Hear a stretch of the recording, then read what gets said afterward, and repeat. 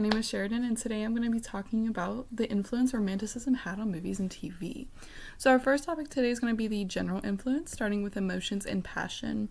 So because of writers like Victor Hugo and Lord Byron, we now see movies today that explore deeper themes of love, grief, and loss.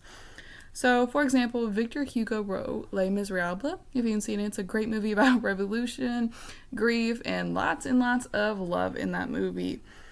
So next, we're going to be talking about the natural beauty. So movies like Titanic use nature to enhance the beauty of the romance. So anyone who has seen Titanic has definitely watched this scene and just thought, wow, that sunset in the background is so beautiful that we're just going to go ahead and get rid of the couple. Like they don't, moving on. Anyway. So next we're going to talk about Mary Shelley and her monster. So Mary Shelley was born August 30th, 1797 to William Godwin and Mary Wollstonecraft, the famous writer herself. Now, when Mary was 11 days old, her mother decided to evacuate the earth.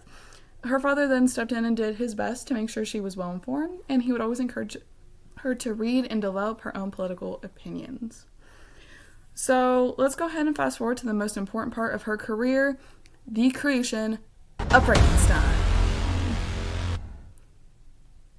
So in 1816, Mary had a nightmare about a scientist creating life and then being horrified by his creation, which sparked the idea of her novel, Frankenstein. Then in 1818, while she was on vacation, she was challenged to write a ghost story, and Frankenstein was born. The movie about the creature joining the... Yeah, it was a great movie adaptation. But I know the real question everyone asks is, how did she influence modern media?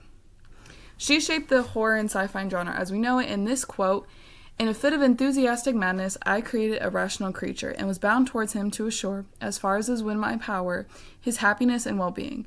I refused, and I did right in refusing, to create a companion for the first creature. He showed unparalleled malignity and selfishness and evil. He destroyed my friends, miserable himself that he may render no other wretched, he ought to die. The task of his destruction was mine, but I failed." This is from her novel Frankenstein. So she created the creator's fear of creation, like we see in Megan, I, Robot, Subservience, and a bunch of other movies.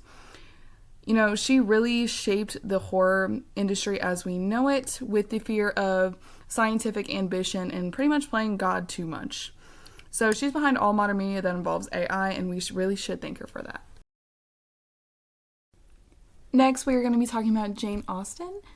She was born December 16th, 1775, and she is one of the more well-known women's rights activists of her time, and she kind of started early feminism. So she was so unique for her time that she even refused to marry so that she could focus on her work.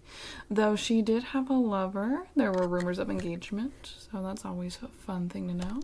So she wrote books like Sense and Sensibility, Pride and Prejudice, and Persuasion, which were all later turned into movie adaptations that y'all might have seen on Netflix or another streaming service, but these books all have one thing in common, and that is they all talk about free love and feminism, which was very unique for that time period. So during that time period, women were often placed into arranged marriages or put onto the marriage market as young as 13 years old. Also, women of high birth status were forced to marry men of the same status, even if they would love someone of a lower birth status or not from as much money. So to talk about the feminism part of it, we have Persuasion. So this book was made into multiple movie adaptations, and it shows how familial wealth can manipulate relationships. The main woman in the movie loved this guy, but he was a poor Navy man, so her family persuaded her to not marry him. And this kind of focused around a woman breaking the norms of society to be with the man she lives with, even after 8 years of breaking off their engagement. So she says, "But I hate to hear you talking so like a fine gentleman, and as if women were all fine ladies instead of rational creatures. We none of us expect to be in smooth water all our days. And I do not think I've ever opened a book in my life which had not something to say upon a woman's inconstancy. Songs and proverbs all talk of women's fickleness, but perhaps you will say these were all written by men." So these all kind of bring forth the feminism of the novel and are what inspired modern day feminism. So to talk about the free love, we have Pride and Prejudice. This book was made into multiple movie adaptations as well, and it demonstrates how rumors in society can create enemies, specifically between Lizzie and Mr. Darcy, who Mr. Darcy is this really arrogant guy, and Lizzie heard about this. And she even is set up by her mother with a cousin, and she refused to marry him because she didn't love him. And this really changed the way we see love today. It brings out the raw emotion that we see, or that we should see, in love. So with this, there are multiple quotes, especially from Jane, Lizzie's sister, when she says, "Oh, Lizzie, do anything rather than marry without affection." So she's pretty much saying, don't get married unless you really love him. And then Lizzie responds with, "I am determined that only the deepest love will induce me into matrimony." So she boycotted the thought of getting married in a wedding just to break societal norms and really experience free love. So after that, we get into the free love part, or the love part, in which Mr. Darcy says, "In vain have I struggled, it will not do. My feelings will not be repressed. You must allow me to tell you how ardently I admire and love you." And the more famous quote that he says is, "You have bewitched me body and soul.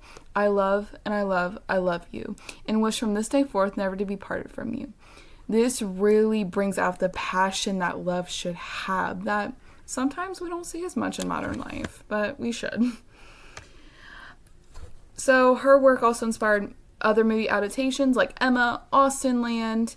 You have Persuasion that was on Netflix, and Clueless was an adaptation of Emma, and that's more popular 1995 movie.